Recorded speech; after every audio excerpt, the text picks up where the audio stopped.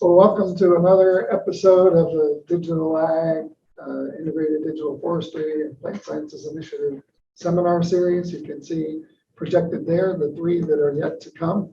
So mark those on your calendar. The dates are already on your calendar, but you just have to fill them in with these events. So we hope to see you there. The topic today is about technology adoption, getting insights from stakeholders about that. So I'm your moderator. I'm Dennis Buckmaster, a professor in ABE and Dean's Fellow for Digital Ag. So we have, let's see, gosh, they're even in order from my left to right, your right to left. Bruce Erickson, who's a clinical associate professor in agronomy, does online education. Dr. Raturi, assistant professor in ABE. And then Pfeiffer, an associate professor in ag science and education. All right, so this is, I have just a little bit of intro. And I put up this one, which came off of a LinkedIn screen capture just not too long ago, reminding us that there is a tremendous amount of technology out there. It's not too different than there are a tremendous number of children. There are a tremendous number of pets waiting to be adopted. There is a tremendous amount of technology to be adopted. And adoption really is the challenge, not necessarily, even though this is what many of us do, it's not necessarily the development of the next tech. We need to do that, yes, but we need to get it adopted. So I wanted to just kick off the panel a little bit with the notion that it is solutions that get adopted, not technology. And so this is a slide actually taken from my Ag Tech and Innovation course. There is a nice website that talks about these 10 principles of innovation. And I want to focus on the solutions, not technology. So an example is, would you rather have a network of orbitals that constantly send and receive geospatial data streams and synchronized clocks to triangulate your position? Or would you rather have GPS so you never get lost again? It's not the tech, it's the solution that gets adopted. One Indiana company, Bex, one of their long-standing mantras, or I don't know if it's their motto, but they sell a stand of corn, not a bag of seed. It's a solution, not the tech. And the one that I'm personally involved with is this particle size separator for forages and TMR for dairy cattle. Like, people don't need a device to separate their forages and feed into size fractions. What they want is a rapid way to determine particle size so they can have healthy, productive cow.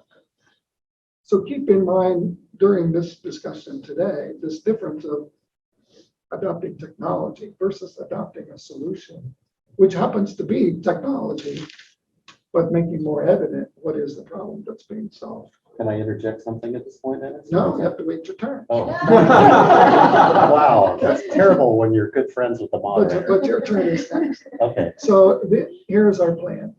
Brief presentations by Dr. Erickson, Dr. Raturi, and Dr. Pfeiffer.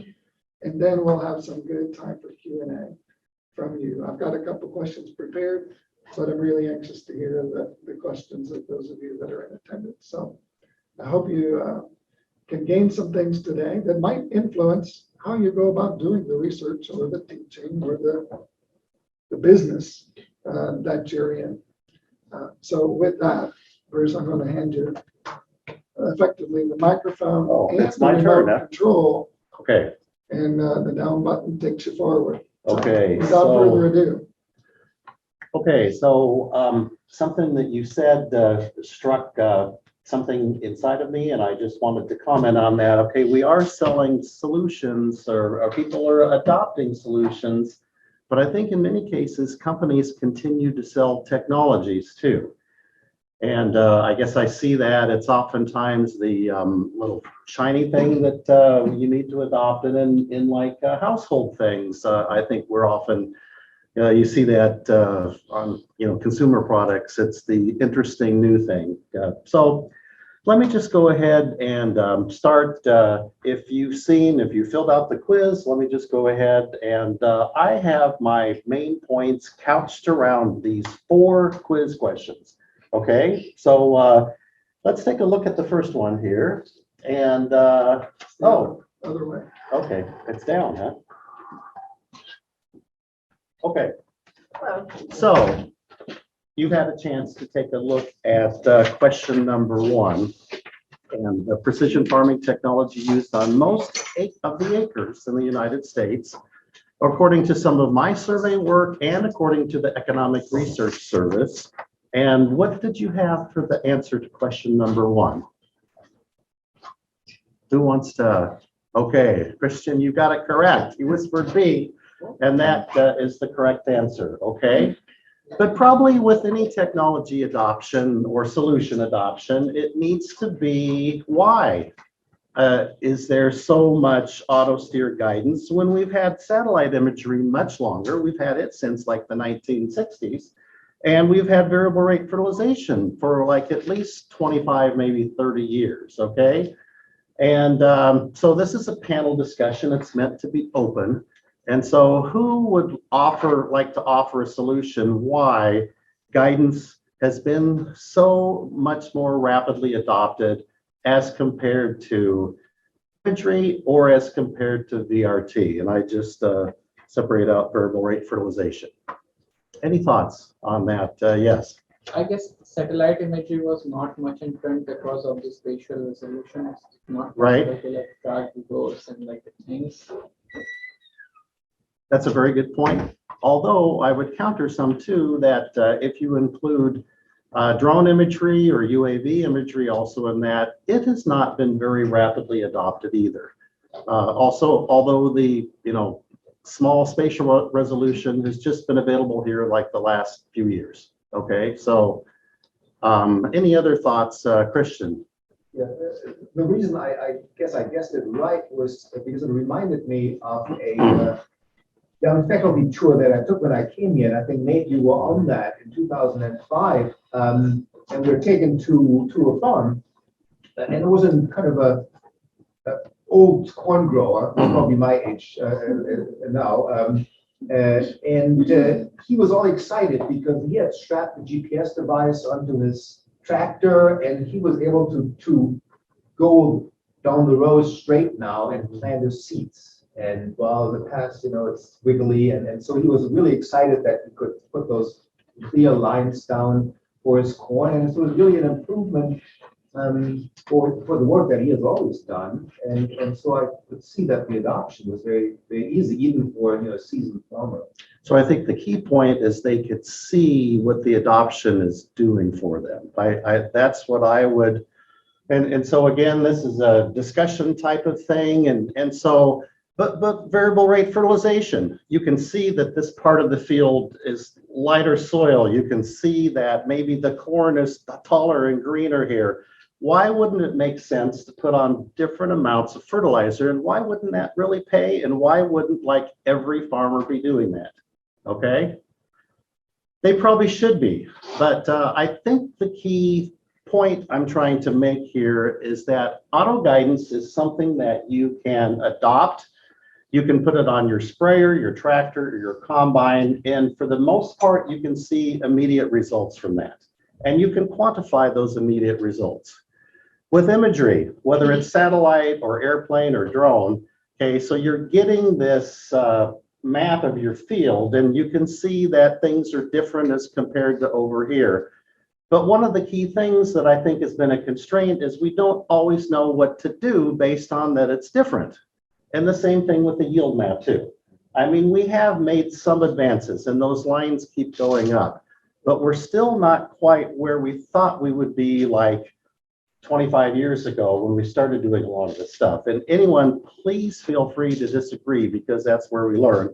And that's where this becomes fun, if there's dialogue and interaction. And if Dennis and I get in a big argument, I mean, someone will have to stop it here. That's why these two are between us. I'll help you. Okay, sounds good.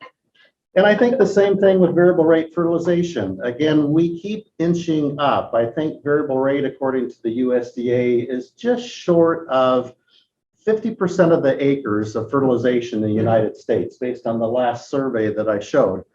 And the information that we do is fairly similar too, but it's been, I guess I'll just say that, you can take a look at a crop field and it doesn't look complicated. You're driving by at 60 miles an hour and, oh, there's a cornfield, there's a bean field. But those growing environments have turned out to be much more complicated than we ever thought. I'm taking too much time. Keep going. Okay, You got so- 3 more. Okay, the biggest use of on-farm crop data for decisions, the biggest use of is for decisions about fertilizers, seeds, or pesticides. Where is data currently being used the most? Who wants to venture something on that? Adam? I will take purely a guess. I honestly don't know the answer to this. My guess would be it would be seeds, since I would imagine that is the I want to be very careful how I say this. In my opinion, one of the most important inputs. I mean, Right. obviously that's what you see grow, and so I would imagine with all the different seed varieties and all the different hybrids and stuff, I would imagine that they really want to be thinking about their seeds. But I can stand to be corrected. And I will correct you on that. And it's hard because you're a good friend of mine too. Okay, and so, but anyway, we'll still be friends after this. And seeds are probably the second biggest thing. Pesticides are probably the lowest amount of information is used to make decisions on those. Fertilizers typically have the highest use of data for making decisions. Anyone venture a guess why fertilizers? Go ahead. The reason fertilizer is the highest is because D is not shown. And D would have been machinery. I knew you would spoil that for me. Okay. Okay. I'll unspoil it. Okay. Can I hazard a guess? Yeah, hazard a guess. Because of the clear impact on the yield. Yes, and there's probably a much more noticeable direct impact on yield. And then also, I just downloaded from Ag Econ, the 2023 crop cost guide that I actually just looked at the first time today. And it used to be you could count on like $100 per acre to fertilize corn. Well, for medium yield now, for rotational corn, it's like $250 per acre. I mean, so that's like a third of the variable cost expenses. Okay, so there's an opportunity to save money on that and to impact yield, as you're saying. Okay, more so than seeds. I mean, there's been a number of attempts on seeds too. We've tried variable rate seeding. We've tried variable hybrids.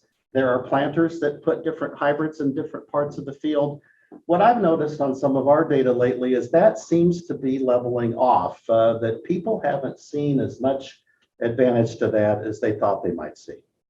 Okay, Dennis is getting nervous. Okay, so we'll go to this one. Question number 3, the greatest factor preventing crop input dealers from offering more precision products and services. And this is couched in the idea that a lot of precision farming or digital ag technology comes to the farmer through an advisor or a dealer, okay? And so there's some reasons why they may not be offering products and services for precision agriculture. Okay, and so what did anyone think on this one? A, B, or C? C. And who said C? Okay, C? Yeah. And why do you think that? I mean, I read like few years back, like an extension report that come from Purdue that none of the farmers really want to pay for the technology that they're using, especially for like taking the season. No, and that's absolutely right. That's absolutely right. If you look at it from the farmer perspective, there's often a question as to whether it's going to pay off or not.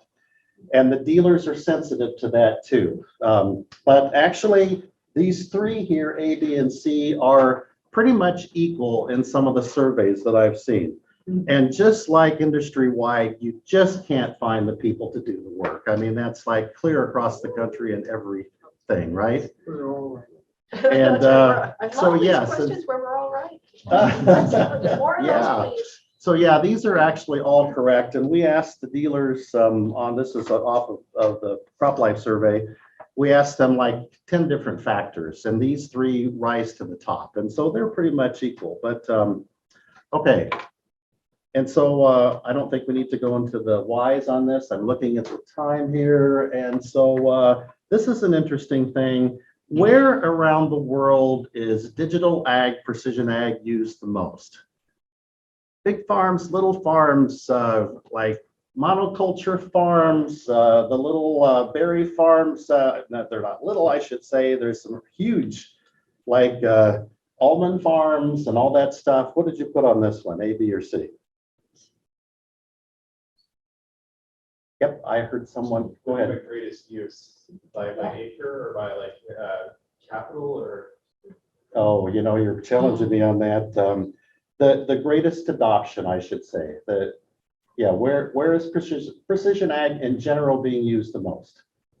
And so I heard someone whisper C, my right here, and C is correct, okay?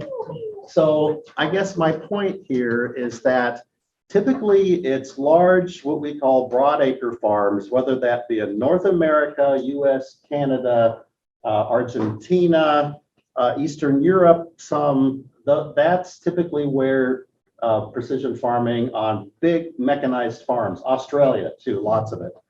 There's surprisingly little precision ag being adopted on like strawberry farms or lettuce farms or vegetable farms or vineyards in like California or Florida or Michigan. There's some of that happening, but not like in the Midwest here. And so one of the biggest challenges of precision agriculture around the world is that these small farms, smallholder farms, the Africa, Asia type farms, we desperately would love to help them to do precision agriculture, digital ag, but it's been really hard to find solutions to help them with that. Okay, so Awesome. there you go. I need to go quickly.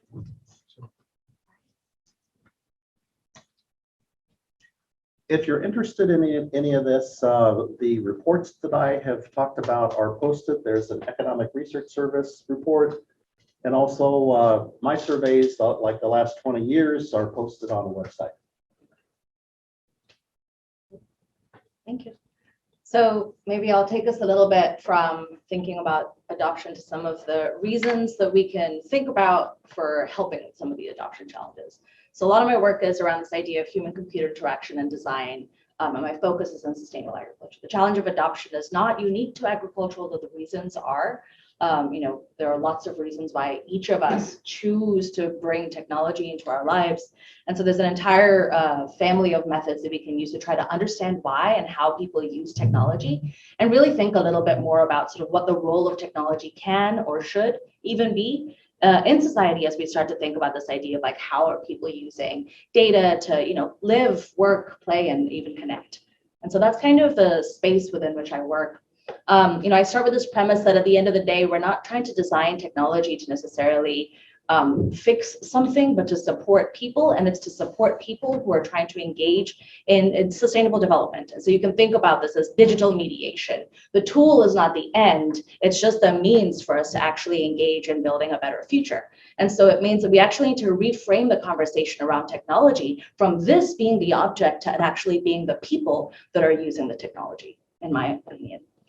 So I also come to this work with the argument that all agricultural work is knowledge work, right? We talk about this idea of like, what does it mean to use information? Every single decision you make, everything you do involves using information about the world around you, whether it's looking at things and then deciding what to do, whether it's using a sensor to try and augment your own data input, or even just being able to talk to a friend and ask for some advice. You're always engaging in data-driven decision-making. You're humans using data to learn something, solve a problem, and make a decision. And the tool is just a vehicle for this type of action. And so a lot of the technologies that we see being built, a lot of the proposed solutions are really trying to shepherd people through this process of moving from just collecting data reactively to being able to actually think about how they can start to make decisions and really try to be able to actually internalize that idea, right? You want people to be able to become experts or feel like they're experts because things feel more intuitive. Right? When we talk about, when I interview folks, especially farmers, I'll hear stories like someone's dad will say, well, I actually don't need to check the soil sensors. I look at the trees. I know that they need water. I know that this system needs blank. And the daughter goes, well, I don't know what that type of green means. I actually do need a little bit more support because she's still learning how to actually engage in agricultural management. And so in a lot of ways, right, we can think about the design of different kinds of technologies is trying to support people through this path from being able to just collect raw data about the world to actually like becoming a little bit wiser about the decisions that they're making. And adoption issues are rampant throughout the stack. Dennis had a beautiful graphic that showed us every single piece of tech that is out there right now. I'm sure even you in your own lives are flooded with technology. And we all struggle with this issue of, do we trust the tech? Is it something that's really solving a problem for us? What is it actually doing that we want? And so I couch it in terms of these 5 design challenges that really, I think, are barriers to adoption as well, right? It's utility. It's really thinking about, are you solving a problem for a real person, or is it just like something that you thought somebody wanted? Are you scratching a real itch or something that's in your head? One of the biggest challenges right now is still around usability. So even once you've found a really good problem or important problem to try and address, sometimes you just need to like figure out the back end stuff. And so you just make the data work, you kind of futz it all together and you just say, okay, now everybody start using it. And then no one uses it because it's really god awful to use. And so like trying to think about like, how do you actually like help people use this and feel joy when they're actually like touching this piece of technology? For me, a big part about usability is also about like happiness, right? You want to feel good when you use a piece of technology, not like it's taking something away from you. Interoperability is, every software engineer's favorite topic these days, or every agricultural engineer's favorite topic these days, because just moving data from one place to another is kind of awful. And so that's something that we're really interested in thinking about. And the other side of this is then, as we start moving data across platforms, do people trust us with what they're doing? Can they see what we're doing with it?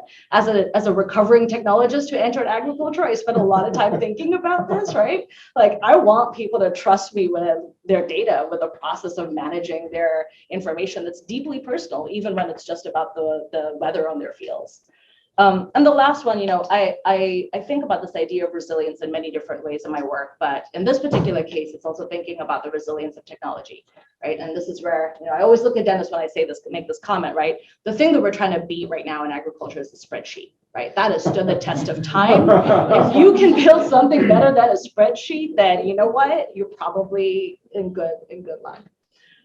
So that's kind of what we try to do in my lab, and we take these 3 approaches, and I mostly share this not as an advertisement for my lab, but because I think these 3 approaches actually help us try to address some of those challenges. The first is this idea of engaging in participatory action research. I don't do this because I think there's money in it. I do this work because I think there is like a future in it, like it matters deeply. And so I'm not just building for a community, but I want to be part of these communities, right? These are my friends, these are my neighbors that I'm actually building tools with, right? So this other part is this idea of action research where, the last thing somebody needs is for, some researcher from God knows where, from California, to come in here and say, hey, I've got a tool for you, right? Or to go into some space and like drop ship a piece of technology. And so it means that in order for me to actually understand what people's challenges are, I need to actually listen. And so grassroots organizing is a really big part of trying to then think about like, okay, what research problems should we solve? And I know my colleagues here do a lot of those kinds of things as well. And so that's kind of where we start from. The second piece, which is maybe a little bit more science facing as well, is this idea of open knowledge. And I don't just mean open access to data or open access to your papers, but I mean like fair data, right? Findable, accessible, interoperable, readable data. I mean transparent and understandable data models where you're using language that is not jargony, which even I am guilty of. And so if you're building a tool using words that real people use when they're describing how they plant seeds, and that again, right, it requires talking to people and listening to people's vocabulary, their language, consulting with linguists and ontologists if you need to, and when you want to, because they're fun. And then also building open source software, right? The OATS mission has always been dear to my heart, and it's what brought me out here, because this idea of being able to look under the hood is something that I find very deeply valuable, and so do folks in agriculture, right? Farmers have always wanted to be able to repair their own tractors, and that's a really big part of what we should be thinking about with our tech. And the last is just sort of like, the types of things that at least I think we're all moving towards, is this idea of not just building for rural economies, but building for resilient communities, regardless of where they are. And the other part of this is, not just thinking about agriculture as production of food for the sake of it, but really as part of being part of an agro-ecosystem. And so regenerating our environment as we see so many different challenges around the world. Okay, so I spent most of my time giving you so much of that framing, but I'm going to give you a couple of quick examples of how we go about this. So I practice what's known as human-centered design, and designers will argue with me for a very long time about why that phrase is also incorrect, because it could also be thought of as community-driven design or ecologically oriented design. You can couch it however you want, but really the process is, you know, you talk to people, you listen to them, you go visit with them, you look at their data, you look at their problems, you figure out exactly why the internet's busted on their fields. You then try to actually bring them together in the design process and you co-create. I know that you'll talk more about co-production as well.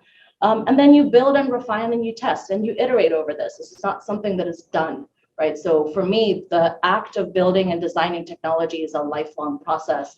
And so it means that we also need to think about things like the maintenance and longevity of technology, especially in the context of resilience. So we use a lot of different methods, a lot of mixed methods. We can always talk about methods another day, but I won't today. I'll show you some pretty pictures instead. So in this particular case, I'll show you the first half of at least our process. And it's this idea of, you know, how do you go from, okay, so you went and you like heard 30 people tell you about the challenges they are having. How do you move from that to actually building a piece of tech? So what we do is we'll start by actually visiting with folks, and I'll give you some examples from my small farms work. And so this is, you know, the stuff that I've been really interested in doing around small to medium scale diversified food and farming systems. So think regional food sheds for this, right? So this is what I see from people, like this is their data. This is real data. This is organic certification data at its finest. And this is like, you know, it's the gold standard still because nobody's really using automated tools for things like organic certification. You go to certifier, you print it out because you don't want to have to write it on the computer. You fill it in, you scan it, you put it in your stack, you put all your labels together, and it's like this giant binder of glory that is like your last 3 years of agricultural work, right? So we look at those things, we bring all those different pieces together. We start to think about how we can actually map both user flows, data flows, but also technology ecosystems. That's everything from the text messages you're sending to also then, you know, the advisor that you're talking to who's emailing you PDFs with your soil tests to all of the other potential automatically collected data like sensor data and stuff like that. But like not everyone's using all of these pieces. So everybody's ecosystem is different. We usually will pull these together to then try to sort of map out decision pathways, right? So how is somebody actually using each of these pieces of data, using each of these tools together to then ultimately try to make decisions about blank, right? In this particular case, it's about when to go to market, right? So this is a specific user flow for somebody to be able to go from harvest to actually getting it out to different kinds of restaurants. This was from a study that we did last year. This is a toy graphic, but you know the data underneath the hood is fairly real. And so this is kind of the stuff that we start with to then be able to start mapping out design pathways, right? So think about this as an image of like the different screens you'd see on an app, right? We want to be able to sort of map out, okay, from page to page, what does somebody need to do? What data do they need to enter? What integration might we need to build on the back end? And there's a lot more stuff in here. I won't go through all of these because I know I have another example in here. But you know, this is kind of then how we go to from user problems to open source software. I realize I ended that very abruptly because I saw the time, but I can kind of just leave it here. And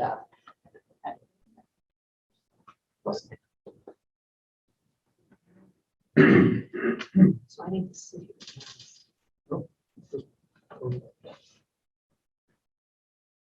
Okay, so this is me. I specialize in science communication. And so what that means is communication between scientists and engineers and people who are not scientists and engineers. So the public and policymakers and people who don't have the same background as the scientists. And so we work a lot in mediated spaces with different media platforms and also in interpersonal communication. So this is a busy slide. So the research that's pertinent for me here today is that we're, for the last few years, we've been working on anticipating responses to novel technologies. So we've done a statewide survey. We've gone on the ground in Southeast Indiana and talked to folks there. These are people in my lab, Mark Tucker, Rob Weiners, my lab manager. And so what we've moved to is this co-production model, which fits very nicely with the last talk, right? And so when I first came to Purdue, you know, I was working a lot with the scientists. We have so many of them over here in the College of Agriculture and some folks over in engineering.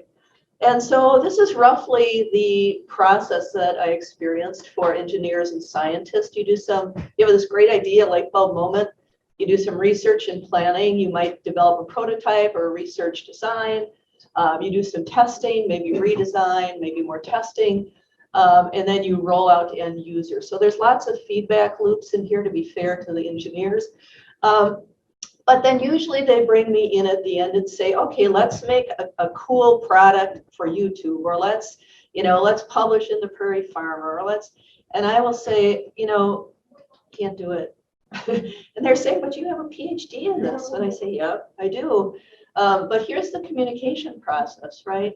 So I cannot do that end product that you see there on your right until I really understand who is the audience for this technology.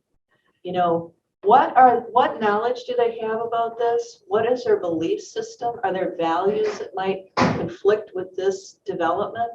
What do they want in their community? Is this going to work? And for farming in particular, who's their social networks and influencers? Who are they going to care about and listen to, right? And where do they get their information? So, if you're in your tractor and it's driving by itself, YouTubes are quite popular. Radio is popular if you're in the dairy. So you have different audiences and you need different communication channels to reach those audiences. So we need to do quite a bit of analysis up front so that we can tailor our communication products to be meaningful to that audience. And if we don't know that audience, if we haven't spent time with them, understanding what their needs are or how they would use this technology, you can spend a lot of money on big campaigns. Big GM was one of the campaigns we spent a lot of money on, telling people it's safe, how safe GM foods are, right? But when you look at some of the research, what they're concerned about is, who does this benefit? We don't see it's benefiting us. We see that it's benefiting industry. So you don't want to have these huge communication campaigns, or any communication, without doing your audience analysis. So for us, it's qualitative work, really talking to people and getting to know them and understanding what might they want from this technology, and how does it fit in your community. Then we might do a survey to generalize findings. We might talk to other stakeholders. If there's multiple stakeholders, like nutritionists, for example, if we're working with dairy farmers, we want to get some picture of the whole social network. Then we would design a message and test it, right? So before you roll out your communication, you have to test it, because there's language that means different things to different communities. There's values that they might reject your science just out of hand, right? And then we can do the communication piece. So in my lab, what we're trying to do is have a co-production process, so that in the beginning, when there's this new idea for cameras that look at feed particle size, for example, we're already on the ground talking to people and saying, what would this mean for you? How would you like it to function? Would it be helpful? What do you want the engineers to know about your day-to-day world that would help them design it in a more effective way? So then we would continue to meet with stakeholders as the product is developed, as the technology is being developed, so that the engineers are informed of, how can we tweak this to make it more functional for this space, right? So we would work simultaneously through the whole process. And then, of course, at the end, because we really understand our audience and the technology is now reflecting the needs of the community, then we can design communication campaigns so we can educate other people about this new technology, other people who are like the people that we've been interviewing and working with all along. So we started this work. Some of the things we learned from Southeast Indiana about novel technologies and how people perceive novel technologies. So these are some of the big findings, right? So the public sees technology as kind of a double-edged sword. So during COVID, it was really helpful to have computers so that your kids could stay in school. And it was really unhelpful to have computers if you had no connectivity, like much of Southeast Indiana, right? And so then, their kids are falling behind. And so, they're seeing it as there's potential there, but it's not necessarily realized in a way that's helpful to us. So they're seeing that their perception is that the risks accrue disproportionately to the end user. So the costs, the risks, so kind of the negative consequences. And the benefits are going to large scale farms, we're hearing, and big companies, but not necessarily to the person who is using that technology. So we're hearing that a lot with big data, actually, that people are feeling spied on, that people are making a profit off of our data, and the profits aren't coming back to them, and it's putting them at risk, right? So questions from the stakeholders, so this data that's collected in these tractors, is that used for the stock market and market shares? Is it going to influence that? And what about, how does that influence us then? So there's a lot of questions that you wouldn't know people have unless you talk to them. They're also feeling they have very little personal control. So many people we talked to felt like you can't opt out. You can't not have a computer. You can't not have some of the newest farm technology because you want to stay even, but you also can't afford it, right? Like big farms. And so these decisions, how can we stay even, and not use this expensive technology? And so it's a real dilemma, I think. And so when we get into governance, people want to be involved in the design. How can this fit better with my needs? How is it going to be implemented? And they're feeling like it's very top down, no control, top down. Here's a new thing. You either use it or you don't. Often there's no service people that know how to service it in your very rural area. So you've incurred this cost and now you can't get your machinery fixed. So there's a lot of frustration that I think we could address if we were working more closely with these communities. And so what the research is showing is people want to be involved in this. The only time they want top down is if they're feeling threatened in a way that big tech is going to put them at risk in some way. Then they see a need for government intervention. But these are rural Republican communities who don't like big government generally, unless it's to protect them from something that's being imposed and will put their livelihoods at risk. So there's some nuanced findings that we're getting talking to people. So by having this co-production model, it is more time, it is more money, but the end result then is you have less rejection of your technologies, and they're seeing it as more useful and more legitimate because they've had feedback into the entire process, right? And so we're finding this, but the research also is supporting this, that if you want your technology to not be rejected, you need to be talking to people in the development, design, and then implementation phases. So that's me. Okay. Is there one after this? Is there one after this? Thank you Yeah. for attending. Now I'll open it up for questions. Let's do the question. So some of those graphics were really good. I'm glad you're here to see them, and I'm also very glad that we've recorded this session because I think there are some gems in the comments there for many of us who design things and do research in science, regardless of the discipline. So I guess not everybody thinks like me. Is that what you're saying? Not everyone thinks like an engineer. I think we're safe to say that. But generally, engineers sort of think alike. Here was my challenge as the moderator. I had prepared some questions. Most of them have already been answered. So I need your questions. Now I do have a couple back up, but I'm very interested in your questions to this panel about these things. And I'll just make one more comment so that you can get the courage to ask it. Some of you know, I've heard the term prototyping. Some of us have done some readings on that topic. It is a very exciting one, and it gets to the points that you two are making. Prototyping is a combination of pretending and prototyping. And there are multiple ways to prototype. You can just use your favorite search engine and find some free publications about prototyping. But the idea is pretend you have something to see if it would be adopted when you don't even actually have it yet. And there are multiple ways of doing that. And it can help Well, am I even going to prototype the right thing? Because prototyping is expensive and you have to iterate. And so if you can at least prototype the right thing, because you at least have some feedback, I think it fits this co-production model sort of thing. So that's all from me. How about your questions? They can be to any specific person or the panel as a group. Yes, in the back.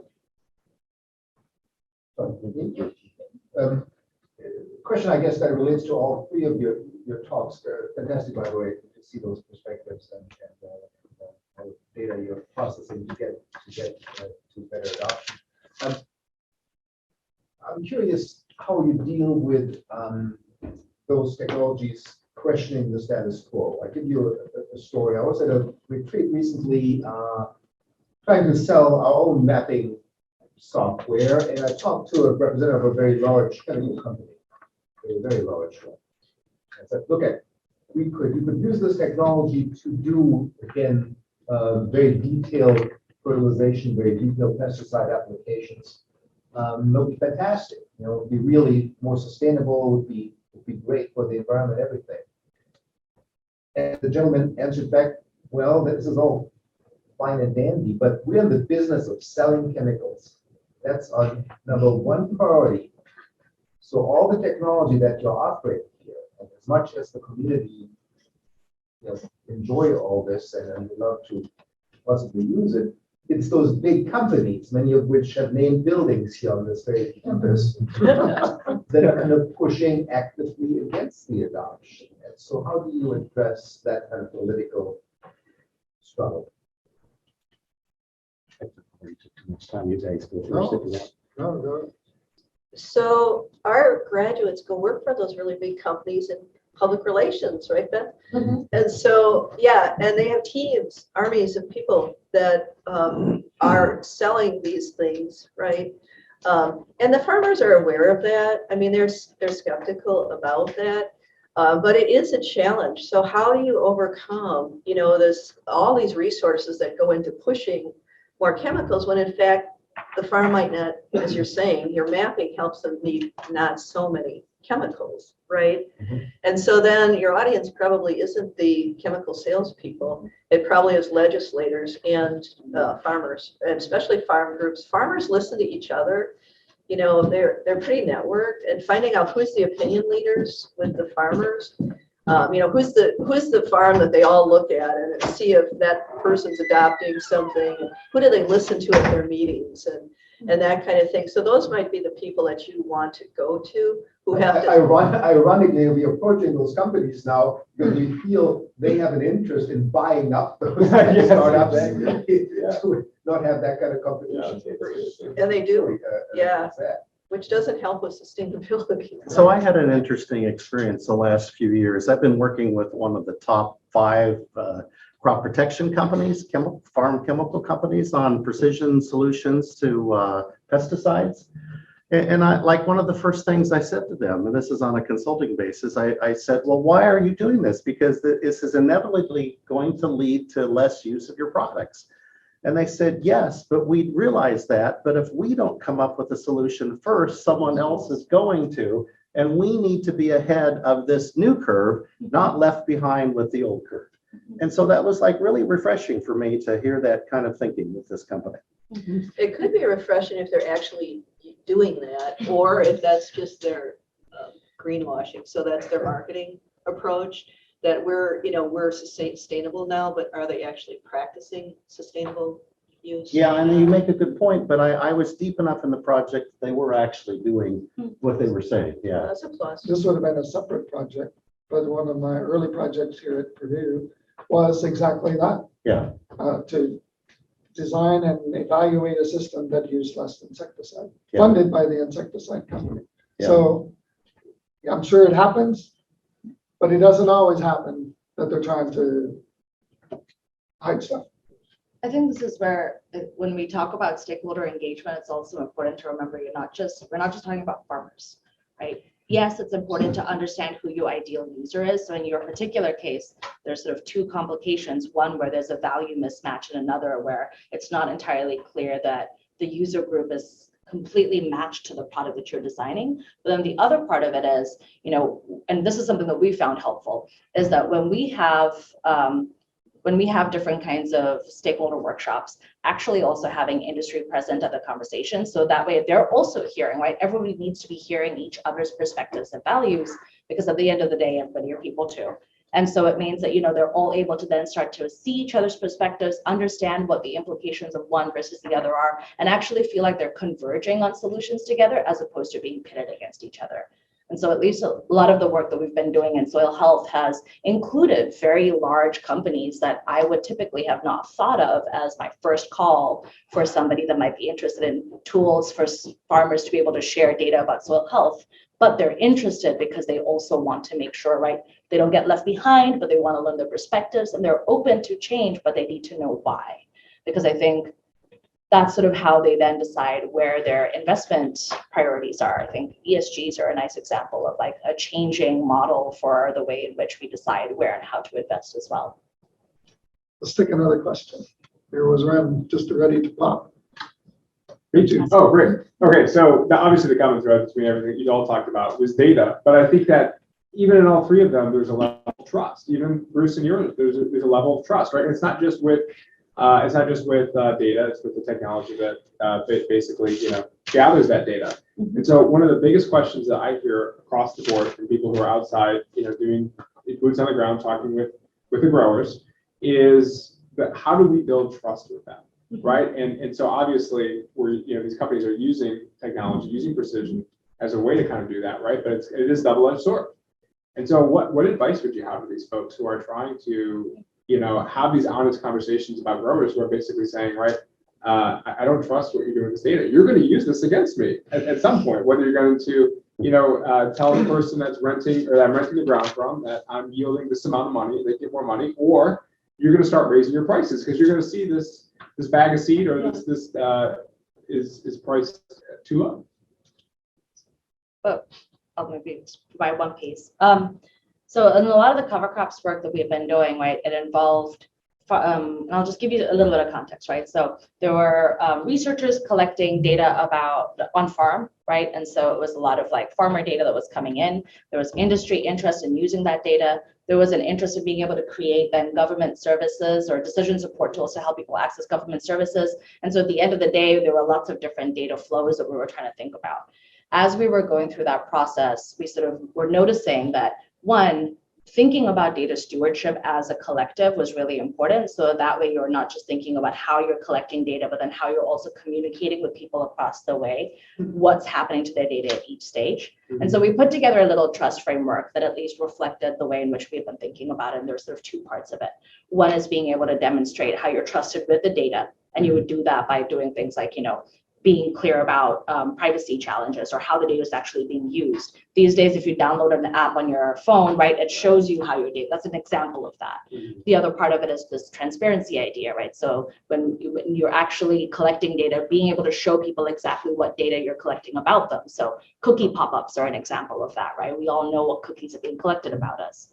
The other half of that is being trusted with a process, right? So people need to understand that your process is not just, I'm going to grab it and take it and run.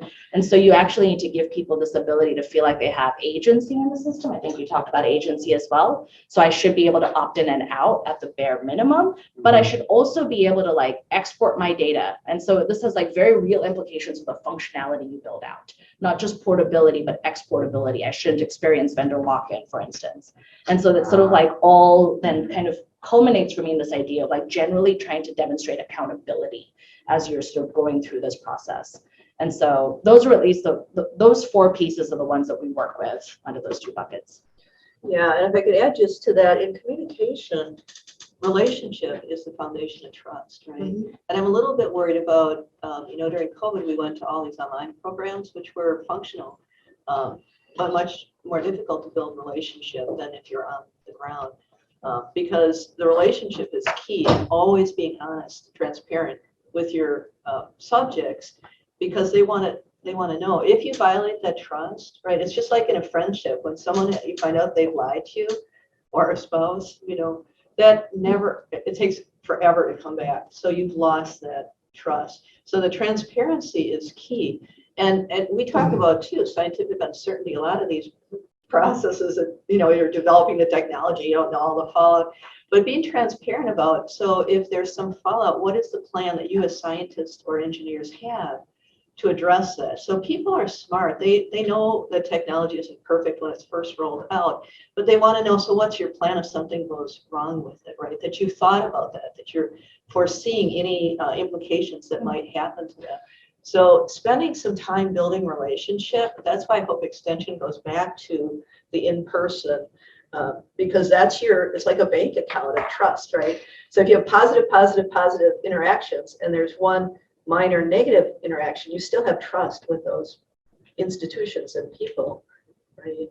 If I may add one piece, I think one of the challenges, so like, when I put my engineer hat back on, my software engineer hat back on, one of the challenges that we have is, you hear, we talk about these as social processes and communication processes, but then at the end of the day, we also need our tools to like actually uphold those. And so if we think about software as the codification of values and the codification of like how we're actually doing things, then you can actually see very clear translations to functionality. And I think that's for me the piece that like we don't always talk about because there isn't enough time, but being able to understand like exactly which pieces of functionality do I need to build in my tool to be able to uphold these different pieces, whether it's permissions in a database or authentication scopes. Like they're very beautifully laid out technical things that you can actually do. So it's not just something that you should, I think, communicate, but also do in your software, at least in the software side.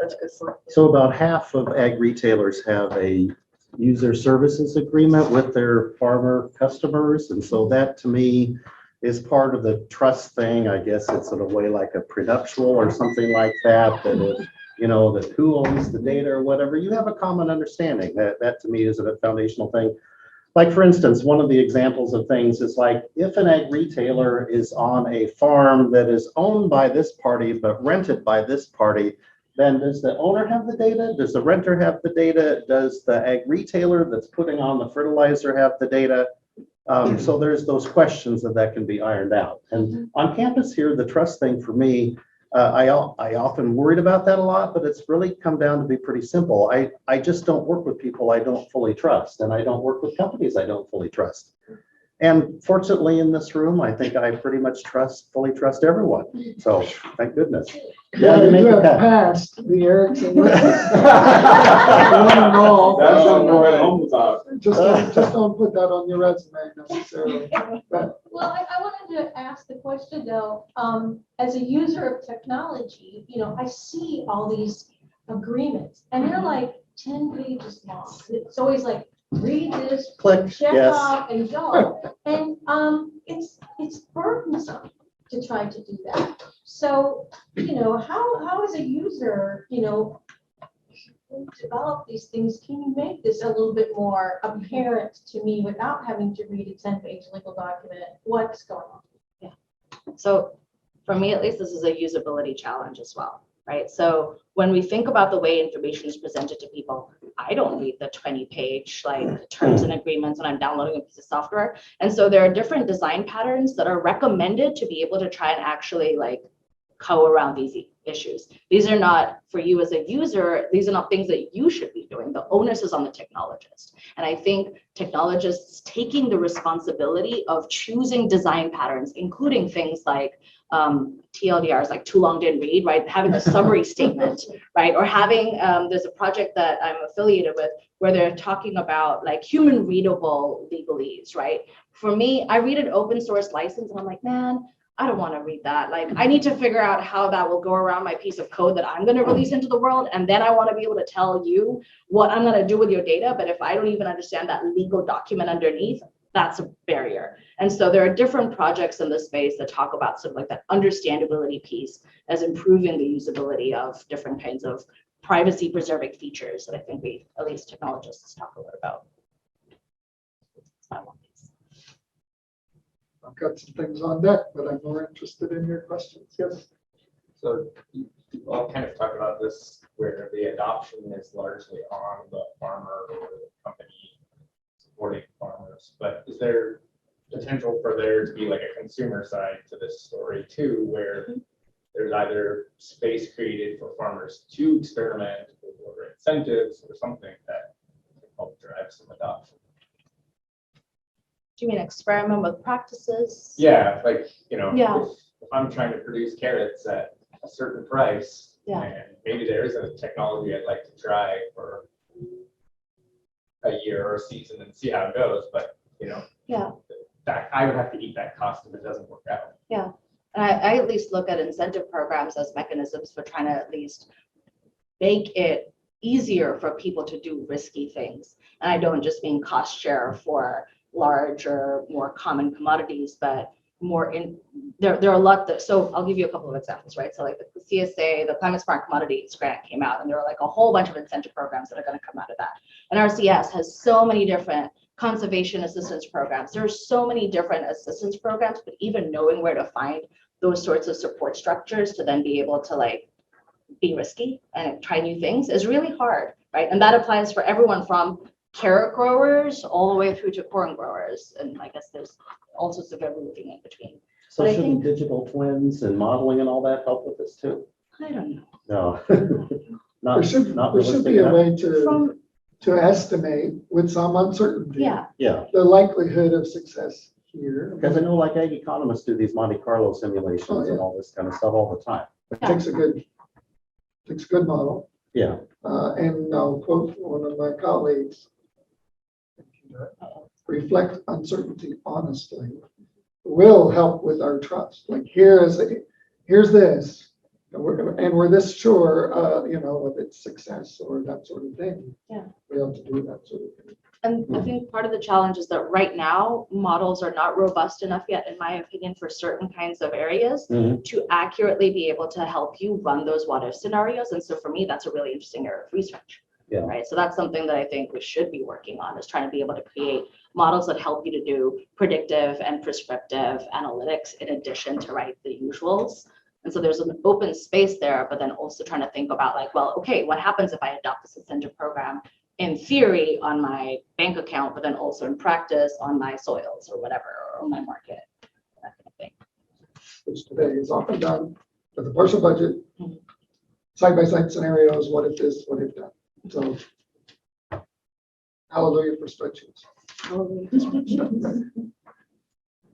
I was thinking earlier, could you two guys work with Purdue on their user interfaces of like some of the business systems and that kind of stuff? You have no idea how sad it makes me sometimes. Oh. Never Well, talk to a recorded. designer about user interfaces. okay. Any user interface, not just a Okay. computer one. I just get frustrated. What a waste of time. So many systems that are not efficient. You made a really fun point though earlier, or important point earlier about the sort of the power of extension and all of this as well, right? As we're thinking about like, who tells you what kind of practices you can play with, or who tells you where the assistance programs are that you can sort of engage with to try something risky. For me, I've always looked to extension and advisors of growers and of other sort of managers of systems as the purveyors of that type of information. And so empowering those groups, I think, is a really important piece, even with technology. And also getting better interface, I think, with extension and the scientists here, right? My opinion is if the software requires a user manual, maybe it's not as user-friendly as it ought to be. Like it ought to be reasonably intuitive. And of course, the details, you need to watch a video, see it. Finally, my NIFR report is But like it a ought to 10-page Yeah, it instruction ought to thing. be straightforward. Okay, one final question, but before I ask it, let's thank these three for some really good insights. Here's one, maybe to ponder, if you have a quick answer, it would be great. How about instead of just advice to the designers and the scientists and engineers, let's give advice to adopters. So my question is, what advice do you have to people who are faced with this, that, or that? How do they choose the right one or the best technology or the best solution? What should I be looking for to choose this instead of that? What comes to the top of mind? You got to know the territory. You got to know, like, if it's for corn and fertilizer, you got to know how corn responds and how soil varies. And that's where I think we fail a lot, is we don't fully understand the whole system. Go Engage, get involved in the process when people, like, there are lots of opportunities to actually inform the design process for certain kinds of tools, especially in the open source world. And so actually coming in and voicing your opinions, I think, is an important part of it. But then also trying to find ways to educate yourself about the options that you have and matching it with the tools that you need. And then just like, try stuff. I download every app and then I decide that one's better. I have to go.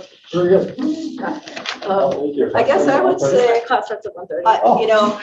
I would say don't put the consumer in that position, because you have designed something that's not necessarily tailored to their needs, right? And so it would be much better to understand in the design process, what are their needs, so that you don't have to impose something into a system. They're experts in their own world.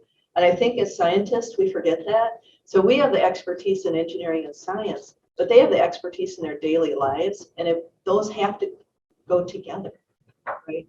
Yeah, that I get, but what I was wondering is, I am a consumer and I have multiple things to choose from, but I really can only use one. How do I know which right one?